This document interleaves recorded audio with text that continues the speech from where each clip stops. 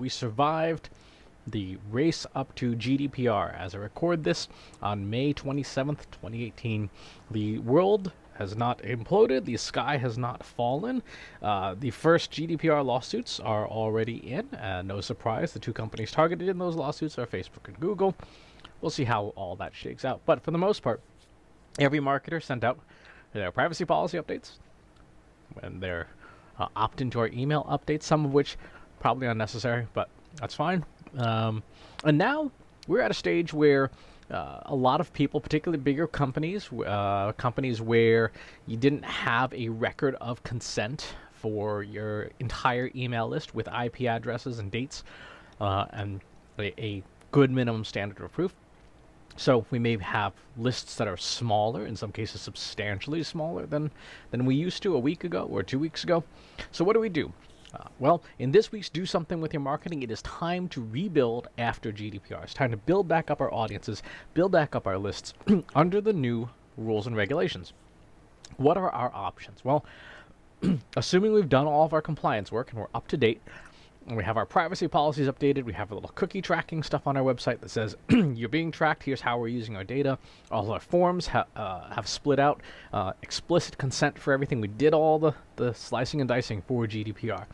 What's still on the table? Some third-party stuff, not on the table anymore, particularly if in the EEA. If we have third-party data sources in the EEA, no good anymore, can't use them. But what's still on the table, if your forms are up to date, your privacy notices are up to date, and you have a checkbox for remarketing purposes, specifically retargeting based on web pixels, okay, still fair game. So make sure that you are running retargeting campaigns on your website, because still all first-party audience, and make sure that you, of course, have the explicit consent for remarketing, and you're good to go there for remarketing to your lists using web-based pixels. And email addresses too. If you already have explicit consent for people to be remarketed to using advertising with their email address, go for that. Number two, subject-based advertising systems still work just fine. So if you are doing any kind of advertising where it's a specific company, like you can advertise on LinkedIn to anybody who works at this company. Those options are still available. Go and use them. You want to target B2B companies within France. LinkedIn has that data, and all of their systems are compliant. You should be good to go there. Really, honestly, any of the big advertising systems like Google AdWords, LinkedIn, Facebook, all those companies had to update everything for GDPR. So now what's left in the advertising interfaces is fair game, because they've done the work to be compliant. Number three, context and content-based advertising systems still work just fine. So if you are buying ads on specific websites, for example, your audience is entirely on, coffeebeans.com or whatever, right? And everybody there is there for that reason, to the world's best coffee beans. I don't know, I'm making that up. You can run ads, buy ads, and reach out to those folks, and all fair game, because again, now you're advertising to a first-party audience. Now, here's the one that is probably going to get people into the most trouble, and there are still some compliance issues lingering around this. But for those folks who have done their homework and are themselves GDPR compliant, double down on your compliant influencers. So those influencers who have done their homework, made sure that their websites and all their properties are compliant with the new regulations. Because we can't go after third-party data anymore, we have to identify the influencers and have them go to their audiences. So essentially, first-party data for them, because they can talk directly to their audiences, and then we work with them to drive attention to us. So you're going to see a lot more influencer-based work. And rightfully so. It's a great way to reach audiences, especially in the EEA, in the EU economic area. So, for example, if I want to talk about data science, Yves Mulkers in Belgium, the guy to talk to, right? And his audience.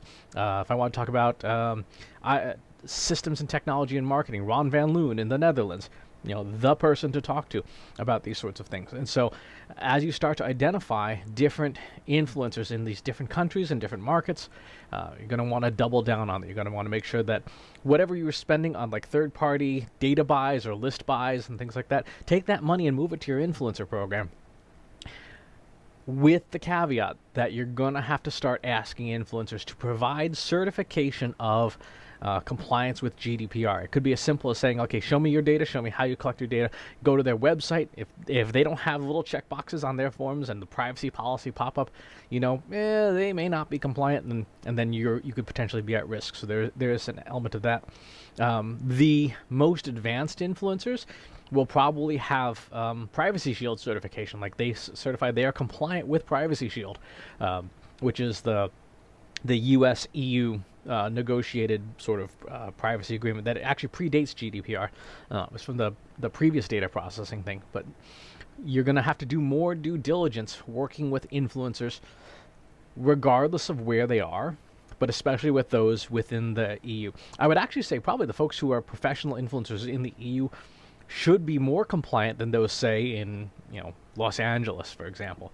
But so the 4 things to do for rebuilding your email lists, your audiences and things now that GDPR is in effect and presumably you are compliant. If you're not compliant, do that first. Web pixel retargeting. If you have the opt-in and you have the explicit consent for email retargeting, that is on the table.